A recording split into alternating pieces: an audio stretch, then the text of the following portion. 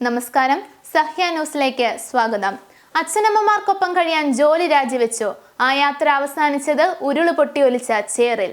അച്ഛനും അമ്മയ്ക്കുമൊപ്പം സന്തോഷത്തോടെ കുറച്ചുനാൾ കഴിയാനായി ജോലി രാജിവെച്ചു പോകുമ്പോൾ അവൾ അറിഞ്ഞിരുന്നില്ല ആ നാളുകൾക്ക് അധികം ആയുസ്സില്ലെന്ന്.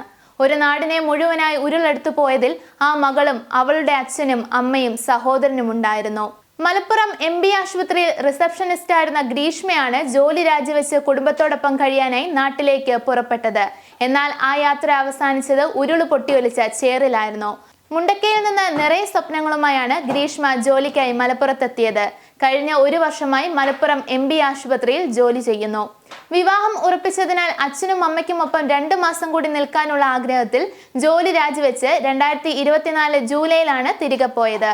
കുത്തിയൊലിച്ചെത്തിയ മലവെള്ളം ഗ്രീഷ്മയുടെ മുണ്ടക്കയിലെ കല്ലിങ്കൽ വീട്ടിൽ ബാക്കിയാക്കിയത് അനുജൻ അഭിജിത്തിനെ മാത്രമാണ്.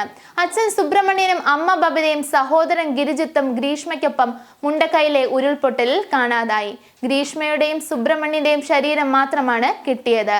കുടുംബത്തോടൊപ്പം നിന്നിട്ട് പിന്നീട് ജോലി നോക്കാമെന്നും പറഞ്ഞാണ് അവൾ പോയതെന്ന് സഹപ്രവർത്തകർ പറയുന്നു.